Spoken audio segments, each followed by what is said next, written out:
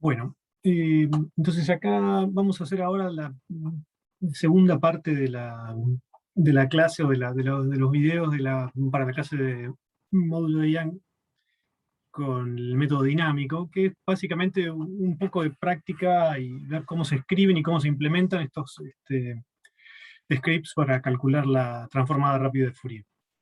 De nuevo, yo lo estoy haciendo en Octave, que es bueno, la versión como es de licencia pública de MATLAB, pero en los directorios que los vamos a pasar a ustedes, hay código como para hacer esto mismo también en Python. Son rutinas bastante simples. Después, acá al final de todo esto, algo que yo no les voy a contar directamente, pero se los dejo para que jueguen. Hay algunas cosas un poco más complicadas, pero son eh, solamente Last of For Next y una serie de secuencias de lo mismo que estamos viendo. La parte de transformar de Fourier, eso está en ambas aplicaciones. Entonces voy a compartir la pantalla del Octave. Y aquí estamos. Este archivo es bastante, bueno, es largo, pero tiene un montón de cosas sueltas. Se llama práctica FFT y hay algunos equivalentes para, como les decía, para Python en la carpeta que dice Python. También hay algunos archivos de muestra de audio, como para jugar un poco después. Entonces, lo primero que vamos a hacer es trabajar con series simuladas, no datos experimentales reales, sino una tira de datos. Yo me armo una columna de tiempos con un tiempo máximo de algunos segundos y algún intervalo de tiempo, un tiempo de sampleo. Y lo que voy a hacer es un vector bastante largo y después para hacer la transformada de Fourier me voy a quedar con un pedazo pequeño de eso. Qué sé yo, es nada más que para después si uno quiere jugar con el largo de la serie de Fourier con la que quiere trabajar. O sea, siempre tiene los mismos datos y va usando muestras cada vez más grandes o más chicas. Entonces, lo primero que hago es, bueno, me elijo un tamaño de muestra que es de 2 a la 15 y armo un vector de tiempos, ¿no? 2 a la 15 son 32.000 puntos, tampoco es una barbaridad. El vector de tiempos está armado de esta forma. Llega hasta un tiempo máximo de 32 segundos y el tiempo de sampleo, o sea, el tiempo entre puntos, que es, acá está definido como dt, t2 menos t1, es 1 milisegundo. ¿Sí? Entonces ahora yo tengo un vector de tiempo si armamos los datos. Vamos a, artificialmente, ¿no? O sea, generar un vector que sea, por ejemplo, acá, el seno de 2pi por 45, o sea, una frecuencia angular de 2pi por 45 por t. Y además, o sea, le puedo agregar este pedazo. Podemos hacer, esas son, lo podemos hacer más simple todavía, solamente una señal armónica, un seno de omega t, pero acá ya le agregamos otro término, es una superposición de dos funciones armónicas, o sea, dos senos corridos unos 10 Hz. ¿Está bien? Y las amplitudes son distintas. C1 en este caso y es 5 veces más chico el otro pedazo. Esto no lo voy a mostrar la tira porque es más larguísima. Y bueno, y entonces ahora sí podemos empezar a hacer alguna cuenta. Como les decía al principio, lo que hago es elijo un pedazo, una sección de esa tira. Perfectamente podría usarla entera. Pero acá de paso ya les muestro cómo uno, por ejemplo, puede seleccionar pedazos de la sección, de la tira de datos. Y por ejemplo, uno cuando empieza a registrar lo que sea que estemos midiendo, al principio hay algo que yo no quiero, puedo cambiar este valor n0, elegir el momento en el cual, a partir del cual quiero empezar a ver los datos. Y después este es el largo del vector que voy a usar.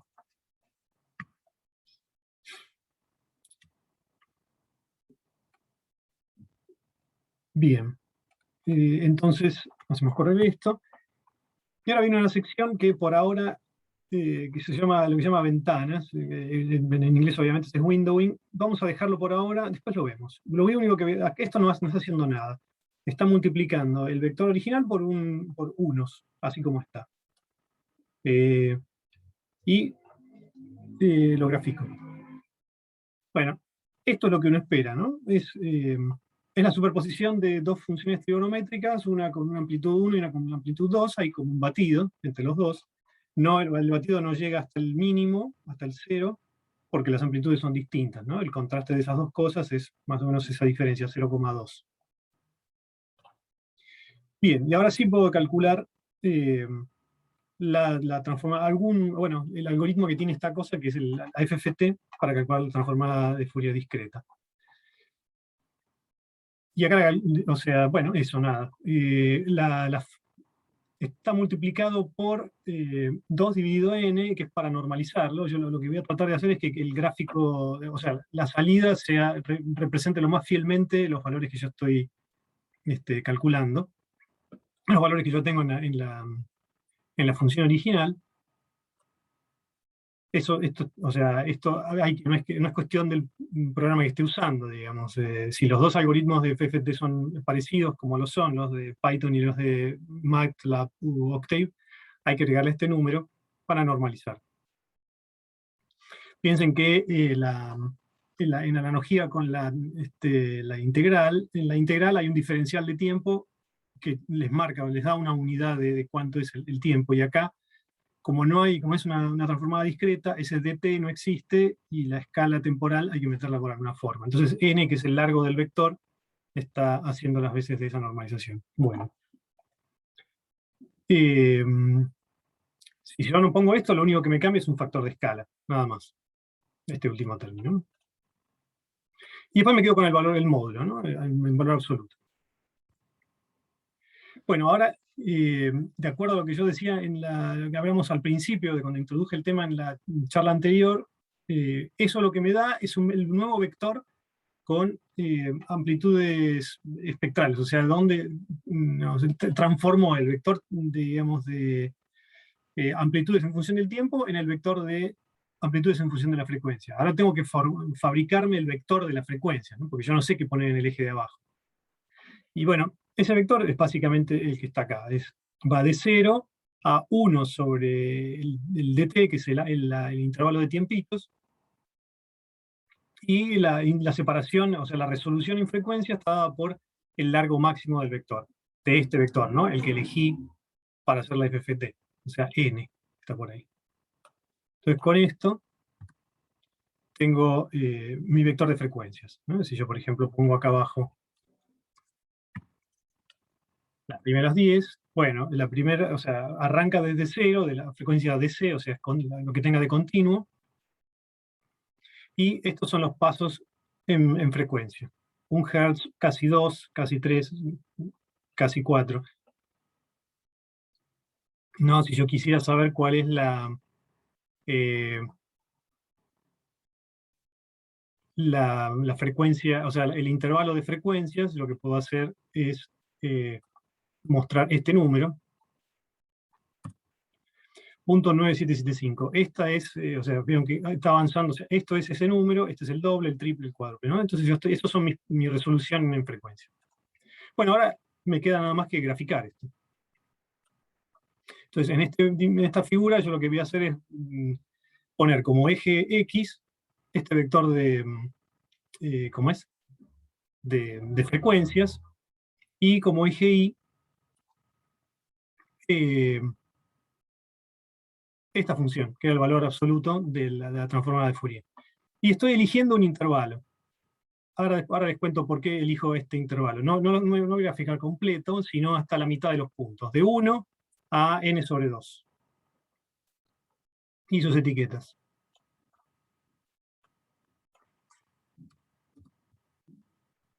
Bueno, entonces, ¿qué es lo que se ve acá? Bueno, este es un gráfico de la amplitud espectral, la amplitud en función de la frecuencia. Si yo hubiera graficado el cuadrado de esto, sería la potencia espectral en función de la frecuencia. Y lo que veo acá es que tengo amplitud 1 para la frecuencia de los 45 Hz. A ver si me sale esto. Sí, ahí están los 45 Hz, la amplitud es 1. Así. Y para los 55, que era la otra frecuencia, la amplitud .2. Es básicamente lo que yo tenía originalmente, ¿no? O sea, esto es lo que tengo que hacer. No sé. Bueno, este es el espectro de Fourier discreto de la función original. ¿Por qué yo elegí la mitad de los puntos? Bueno, porque el algoritmo de la transformada de Fourier lo que hace es calcula, o sea, le da lo mismo, o sea, calcula las frecuencias tanto positivas como negativas. O sea, una frecuencia negativa, o sea, calcula, el espectro está espejado respecto del cero. Y si yo le pido que directamente hagamos un dibujo, por ejemplo, el vector de frecuencias y el vector del módulo este, bueno, lo que me aparece es repetido el espectro. O sea, a mí lo único que me interesa es la primera parte. Lo pone dado vuelta. En vez de ponerlo alrededor del cero, repite la misma secuencia, pero invertida, a partir de 500 hasta 1000. ¿No? Entonces, este pedazo correspondería a las frecuencias negativas. Imagínense que yo corto la imagen esta, no voy a marcar con un rectángulo. ¿Puedo dibujar cosas? No, no puedo dibujar acá. No, no es como en MATLAB. Imagínense que yo corto este rectángulo, este gráfico por la mitad acá, y la mitad, esta segunda mitad la pego en la figura a continuación de acá. Entonces me queda este espectro espejado alrededor del cero. Y bueno, es solamente qué es lo que, o sea, cómo devuelve el cálculo la FFT y qué es lo que me sirve a mí para visualizarlo bien. Lo cierro, entonces la figura, si está acá, fíjense que entonces la figura tiene como frecuencia máxima estos 500 Hz, que estaban dados por 1 sobre delta t, ¿no? Esta frecuencia máxima. Bueno, está bien, es el doble, perdón. Es porque esto espanea hasta el otro lado. El teorema este de Nyquist dice que la frecuencia de sampleo es un medio de eso. Entonces, a la mitad de ese intervalo, o sea, a la mitad de este 1 sobre dt, es la frecuencia máxima a la que yo puedo observar cosas. Eso es porque yo, para definir un periodo, necesito 2 puntos. Para definir una frecuencia ondulatoria, ¿no? Uno en el máximo y uno en el mínimo. Eso es lo mínimo que necesito, 2 puntos por periodo. Bueno, decía, yo tenía esta figura, lo vuelvo a dibujar, que está acá. Bueno, y esta es una figura en escala, en el eje vertical está en escala lineal. A veces, para las transformadas de Fourier, para ver fenómenos que pueden estar ocultos, o sea, la transformada de Fourier es bastante poderosa en recuperar estructuras periódicas, incluso con muy poca señal, con muy poca amplitud. Entonces, muchas veces conviene hacer el mismo gráfico, pero en escala logarítmica. ¿Qué es esto que está acá? En este caso no hay ninguna sorpresa porque mi función era, o sea, los datos eran bastante simples, ¿no? Pero esta figura muestra lo mismo que la anterior, pero en escala logarítmica. Y acá lo que tengo son, puedo ver órdenes de magnitud, ¿no? Este 1 pasa a ser, en logaritmo es 10 a la 0, esto es algo así como 2 por 10 a la menos 2, eso que está por acá, y así. Si yo tuviera alguna estructura que tuviera, por ejemplo, estos son 4 órdenes de magnitud más, de menos amplitud que este pico, yo vería una altura, un piquito que esté por acá. Y en esta figura es imposible verlo, ¿no? Por las alturas. Ahora vamos a probar un poco eso. Bueno, esto es lo básico y casi un poco todo lo principal. Ahora después vamos a hacer algunas cositas adicionales, pero supongamos lo que yo decía acá, agreguémosle acá un término que tenga una amplitud muy baja. Esto es 3 órdenes de magnitud. Sí, vamos a ver. Y una frecuencia. Bueno,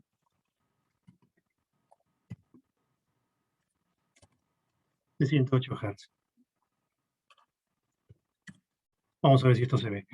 O sea, comparado con el 1 que tengo acá, esto es 10 a la menos 1, 10 a la menos 2, 10 a la menos 3, 5 por 10 a la menos 4, más chico. Bueno, y repito todo.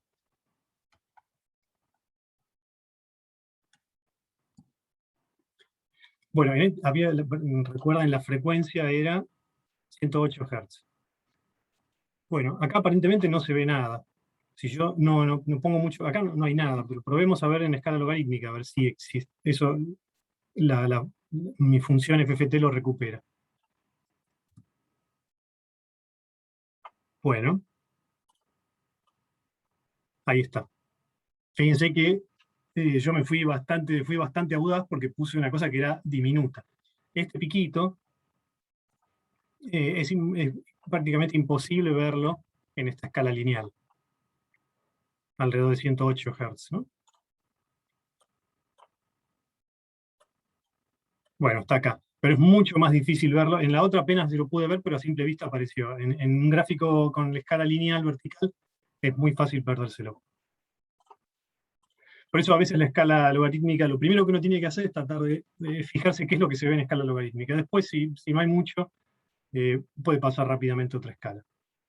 Vamos a ver algunas sutilezas sobre esto, que son las siguientes. El primer problema que uno va a tener es que lo que yo acabo de armar ahí es una función sintética que calculó el Octave, el programa este, con un montón de decimales, ¿no? Con una, digamos, cada número, cuando yo hacía seno de 2pi por omega por el tiempo que correspondiera, me calculaba eso con doble precisión, o lo que sea. Si yo pongo y pido, por ejemplo, B, el punto 10 de la tira o sea, estos son todos los decimales con los que digamos, el programa calcula el seno de omega t para un omega y un t determinado, ¿no? Pero esto, si yo está trabajando con datos, digamos, medidos, nunca tengo semejante. Esto es una precisión casi absurda. En general lo que voy a trabajar es con números que tengan 8 bits, o sea, de 0 a 256 niveles. Ya de esto vamos a haber hablado las primeras dos clases. Entonces, el primer ejemplo es un ejemplo demasiado ideal. Entonces, veamos qué pasa si yo repito lo mismo. Ahora tengo el mismo tipo de señal, o sea, todo lo mismo de antes, dos frecuencias separadas a algunos hertz, y tengo lo siguiente: hay un conversor analógico digital. Esta es una cosa bastante realista, que llega hasta los 2 volts y de 8 bits. Entonces yo tengo esta cosa, va entre -1 y 1 volt. Es una señal en volts. Y entonces tengo solamente 256 niveles de señal. No tengo infinitos decimales. Entonces lo que puedo, la cuenta a la que funciona esta cosa es la siguiente: o sea, 2 volts es el máximo nivel de gris, que serán esos 255 bits, corresponden al voltaje máximo, 2 volts. Y menos 2 volts a 0. O sea, tengo toda la escala repartida en eso. O sea, de 0 a 255 volts mapeo los menos 2 volts a 2 volts. Y esto que está acá, lo único que hace es eso. O sea, convierte los números, cada uno de los números de este vector que yo me armé acá con mucha precisión, que es la precisión que me daba la computadora, lo bajo a la precisión a doble precisión. Y entonces veamos quién es BDIG digital.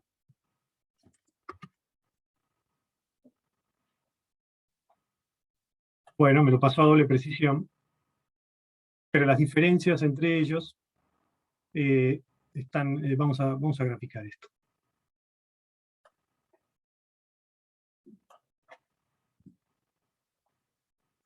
Así no. Con un...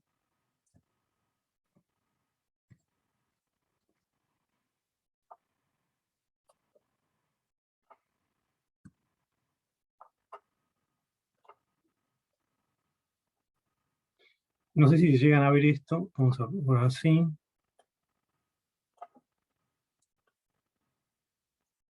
Los valores no toman cualquier cosa. Hay filas, ¿no? Hay una fila acá, una fila acá, una fila acá, una fila acá, otra acá, otra acá.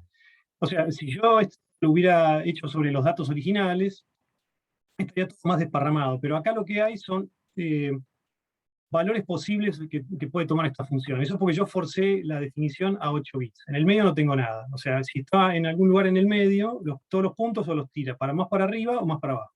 Acá se ve que hay otra línea. A ver si yo esto lo comprimo, se nota un poco más. No sé si se llega a ver que hay líneas horizontales acá. Los puntos no están en cualquier lado de la parte vertical. Acá no hay nada, porque estos son los 256 niveles que les decía. Y entonces, ¿qué pasa ahora con la transformada? Es la misma cuenta lo que estoy haciendo. Bueno, en la parte, digamos, si yo lo grafico con una escala lineal, parece que no pasa nada. Pero lo que sí pasa es que aparece un montón de ruido debido a esa digitalización ya de entrada, fuera de lejos de los puntos de los valores de interés. Esto es medio inevitable, porque ustedes van a trabajar con datos reales, digitalizados, de alguna forma. Entonces, esa es una de las cosas que van a aparecer. No hay nada que hacer contra esto, porque son datos medidos y la precisión que yo tengo es la que me da mi instrumento. Pero bueno, eso, o sea, nunca las cosas van a ser tan lindas como en el primer ejemplo. Voy a volver acá. Bueno, ahora sí, problema, eso es algo que es medio inherente. Yo, si tengo digamos, por muy bueno que sea mi digitalizador, los valores van a estar digitalizados, justamente. Tendré más precisión, porque si es un digitalizador de 12 bits o de 16, pero eso siempre va a estar. Ahora vamos a ver algún problema de tipo de saturación. Por ejemplo, borro todo y ahora arranco con una función simple, no solamente una frecuencia.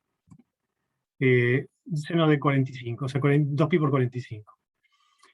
Supónganse que yo tengo una señal, mi detector mide hasta 4 volts, quiere decir que digitaliza hasta algún valor.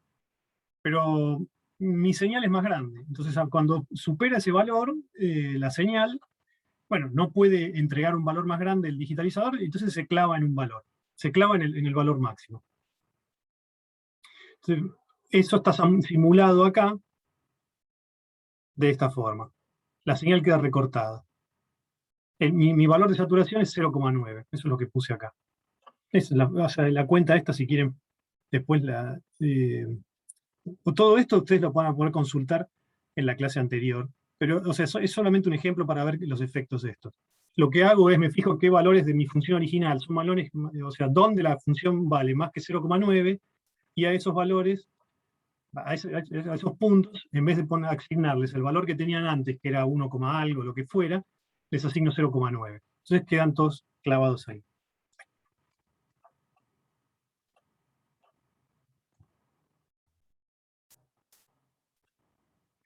Hago un dibujo de esto, a ver cómo se ve.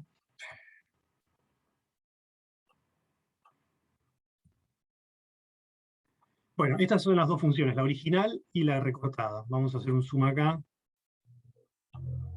¿Ven lo que pasa? O sea, la función original es la azul, que llega más o menos bien a los límites más 1 y menos 1. Pero la otra está como aplastada ahí, porque no la dejé llegar hasta 0,9, hasta 1. Puedo hacer más brutal esto y poner acá 0,7.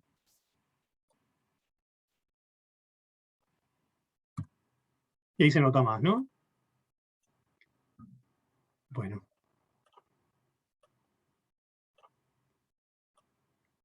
Cuando la función llega a 0,7,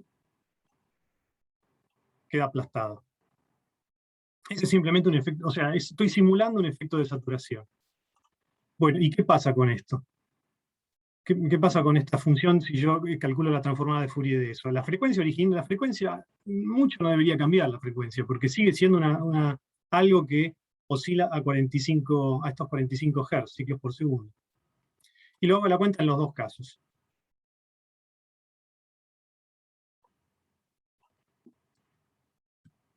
Hacemos solamente el gráfico logarítmico. La curva roja es la curva de la transformada de la función original, sin recortar. Y la otra es la de la función recortada. Fíjense qué es lo que ocurre. Aparecen máximos en múltiplos. ¿Y qué múltiplos? O sea, más o menos estos 45, más o menos 50. Aparece algo cerca de 150, en 220. O sea, estos son no los múltiplos impares, ¿no? 3 veces 43 por 45, 5 por 45, y así.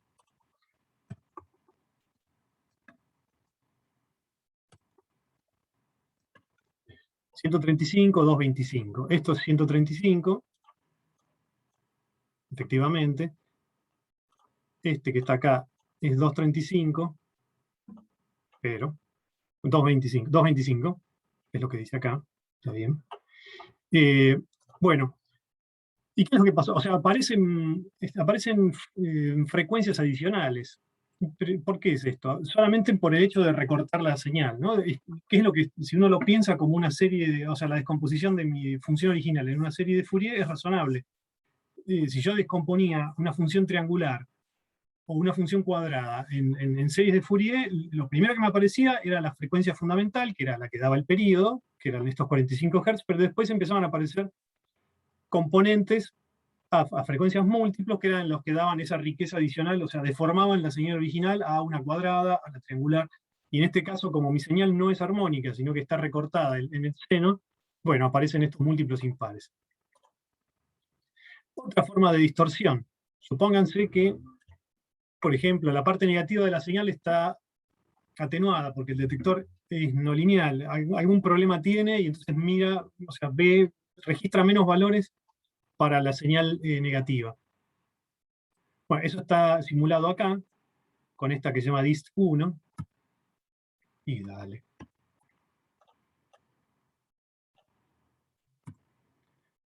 O, por ejemplo, es deforme. En vez de ser lineal, es proporcional al cubo, ¿no? Vamos a ver qué forma tiene eso. Vamos a tratar de elegir algunos ciclos. Bueno, una de ellas está un poco corrida, está un poco distorsionada, y la otra, o sea, no llega tan abajo, ¿no? O sea, la curva azul es la primera que calculamos. La parte positiva está bien, todo bien, y la parte negativa no llega al valor, al -1, a la excursión total.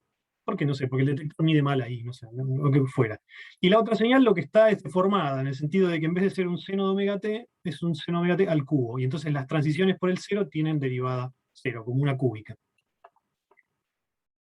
Bueno, ¿y qué pasa que hace esto sobre las transformadas? Bueno, fíjense, en el caso de la función recortada, esa que valía menos en los negativos, o sea que quedó medio corrida, una cosa que aparece es un máximo ay, en el cero. Acá.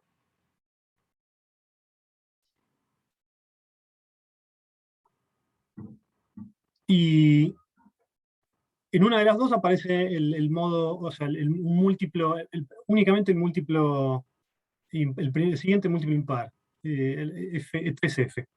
F y 3F. Y en la otra curva, en la de los cúbicos, es simétrica, y entonces aparecen los múltiplos, algunos múltiplos pares, ¿no? El doble, el cuádruple, el sextuple y así. Bueno, y entonces, no es que uno tenga que adivinar y tenga que saber qué múltiplos van a aparecer o no. Lo que quiero contarles con esto es cuánto, o sea, solo por el solo hecho de tener una señal deforme, digamos, deforme comparada con lo que es una función armónica, van a aparecer múltiplos de la frecuencia fundamental por todos lados. ¿Cómo van a aparecer? Bueno, depende mucho de la forma con la que estoy trabajando. Esa es un poco no hay mucha más conclusión de esto, sino que hay que tener cuidado, sobre todo, por ejemplo, si uno está trabajando, si quiere analizar un fenómeno cuyos modos normales son armónicos, hay que tener cuidado de qué es lo que uno está mirando, porque uno podría estar mirando eh, pensando que hay un segundo modo activo y es nada más que digamos, la forma que yo estoy registrando de la función que está deformada. En el caso del experimento que ustedes van a hacer, como vieron en la primera charla y en la guía, los modos normales no son armónicos. Están corridos números que no son múltiplos. Así que eso está bueno, porque donde haya múltiplos de la frecuencia fundamental, yo sé que esos no son los modos normales. Los modos normales tienen que estar en otro lado. Es un poco como el hint el tip de esta parte del ejercicio. Y bueno, vamos al siguiente problema. Es un problema importante que ustedes van a tener que tener en cuenta a la hora de medir. Porque si ustedes midieron, esto lo hicieron mal, a la hora de analizar los datos no va a haber mucho que hacer. Lo que se llama el problema de aliasing. Es cuando la frecuencia de sampleo, o sea, cada cuánto tiempo yo estoy mirando, es menor o parecida a la frecuencia del fenómeno que queremos observar, ¿no? Si yo quiero, sigamos con esta onda, era algo así como del orden de los 50 Hz. está por acá, 59 Hz, o sea, acá. Ahora, comparemos con el vector que siempre usaba yo, que era, está por acá, o sea, el intervalo de tiempo, si yo estoy mirando cada 1 milisegundo, 10⁻⁻3. Ahora, porque digo, bueno, son muchos puntos, no necesito medir tan rápido, voy a tomar el mismo largo del vector, pero en vez de medirlo cada 1 milisegundo, lo mido cada 10 milisegundos. O sea, pongo 10⁻². Bueno, y como no estoy midiendo nada, fabrico mi función. Es lo mismo de antes. Bueno, la frecuencia máxima que se puede ver siempre es la frecuencia de sampleo, que es 1 sobre un delta t. En este caso que yo acabo de elegir, mi frecuencia máxima de sampleo es 50 Hz. O sea que yo lo que estoy mirando algo que tiene una frecuencia más alta. Imagínense que ustedes tienen en una pantalla, está oscilando una cosa con una cierta frecuencia, y yo quiero elegir puntitos como para mostrarle a alguien qué frecuencia es. Si yo pongo 50 puntos por curva, por cada periodo, estoy seguro que los la voy a poder reproducir bien, porque con 50 puntos yo puedo armar bien una función coseno. Si yo elijo 5 puntos, bueno, estamos en medio en el límite, ¿no? Hay que desparramarlos más o menos razonablemente, pero yo puedo ver que es una oscilación. Ahora, si elijo 2 puntos por cada periodo, es muy difícil darse cuenta. Solo en algunas condiciones muy particulares esa cosa puede funcionar como un seno o un coseno. Es un poco la idea. Y si yo elijo un punto por periodo, eso podría dar una función continua, ¿no? Si yo elijo para muestrear siempre donde la función vale el máximo, yo lo que tengo es el punto de un máximo, después en el otro periodo un máximo y un máximo. Si yo uno todos esos puntos, me da una línea recta continua. Eso claramente yo estoy muestreando más lento de lo que debería. Entonces veamos cuál es el efecto de esto. Elijo de nuevo el vector, calculo la transformada.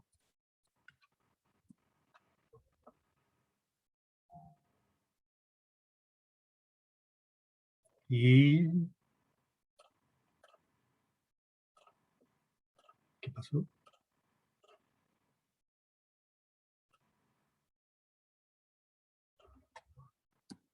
Acá estamos. Bueno, y me da algo. El problema es que no es que no me da nada. Me da un pico en 40 Hz. Pero yo no tenía una frecuencia de 40 Hz, casi 40 Hz. Tenía una frecuencia de algo de 59 Hz. Eso tendría que tener un pico por acá. Sin embargo, yo como hice bien las cosas, puse bien los márgenes, solo puedo ver cosas que están por una frecuencia por debajo de los 50. Fíjense, si yo, por ejemplo, dejo todo como está, pero pongo acá 55 Hz, una frecuencia un poquitito más lenta,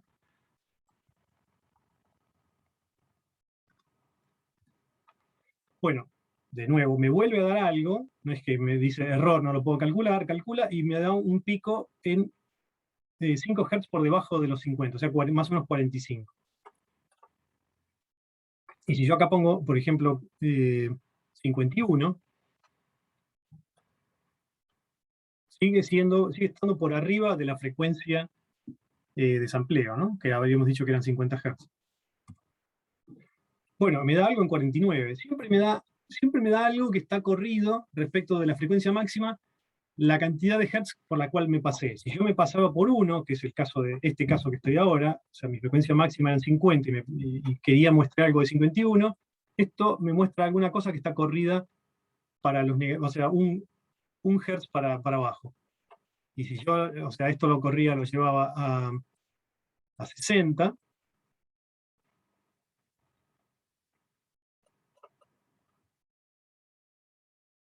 esto me va a dar una transformada con un pico en 40, que son 10 Hz menos de la frecuencia máxima. Pero bueno, esto no es bueno, porque a mí esto me está dando un resultado que es espurio. ¿Por qué es eso? Porque yo lo que estoy armando es una cosa medio ficticia, con los puntos que yo estoy muestreando. Fíjense, yo lo que voy a hacer acá es, o sea, calculo cómo se ve la señal si estuviera bien sampleada, o sea, 10 veces más puntos por segundo. Y grafico los dos. A ver si se ve esto. Bueno, la curva roja, porque yo cambié yo puse acá 60, pongamos 60 acá, porque modifiqué las cosas de nuevo.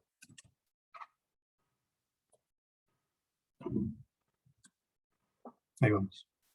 La curva roja es la curva que, o sea, los puntos como deberían estar más o menos bien sampleados, con una frecuencia de sampleo, muestreo 10 veces más alta.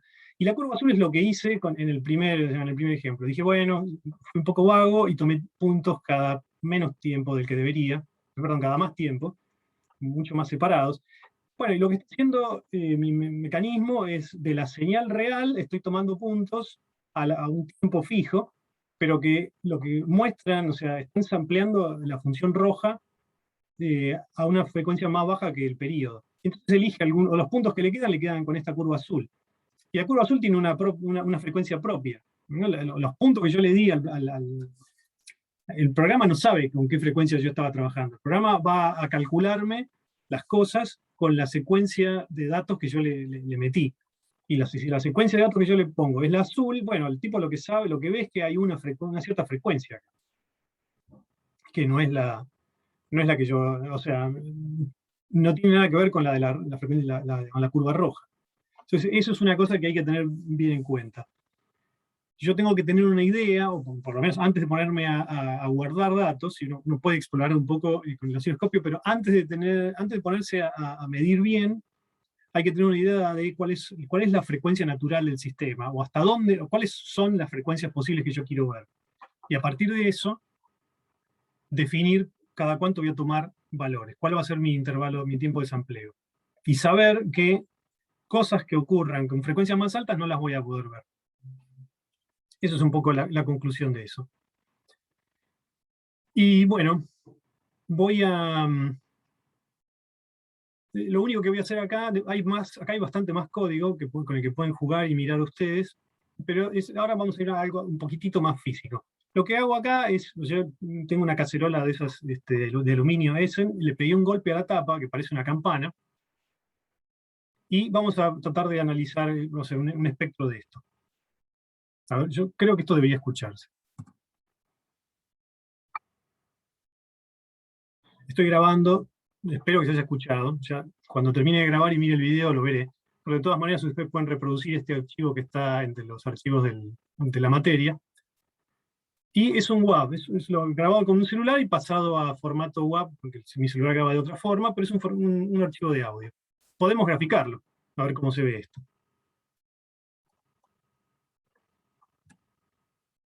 Bien, este es el audio. Tengo un silencio al principio, le pego esta cosa y el sonido, o sea, la intensidad decae. Si yo hago un zoom acá, todavía no, pero acá estas son las oscilaciones de audio. Bien, bueno, entonces esta es una señal medio armónica, que digamos con un tiempo de decaimiento, y yo lo que puedo hacer con esto es hacer una transformada.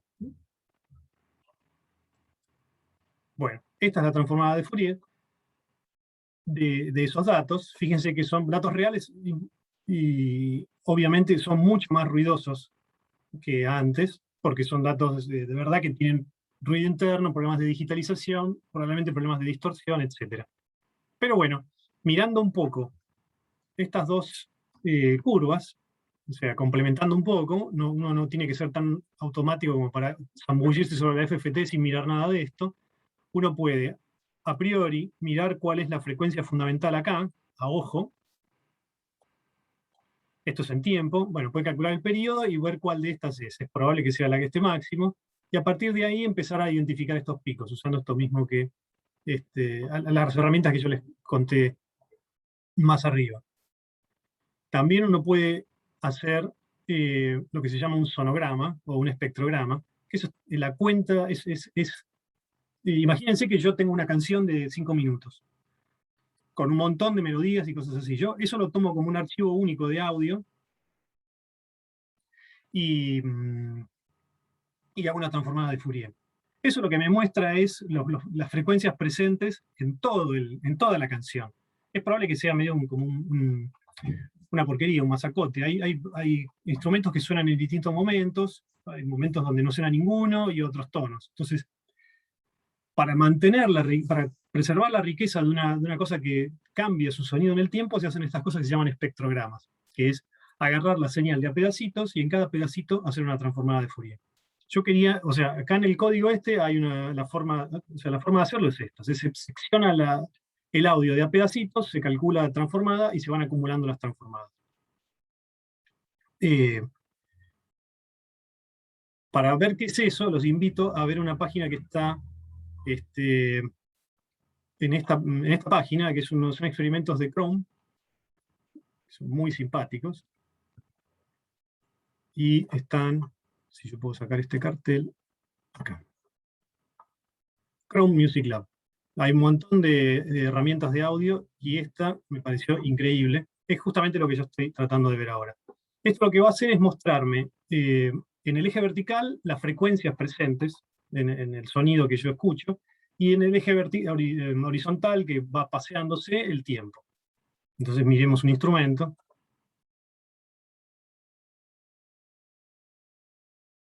Bueno, fíjense que este es el tono máximo, el tono fundamental, y a medida que las notas van subiendo en frecuencia, esto va yendo para arriba. En el eje horizontal está el tiempo,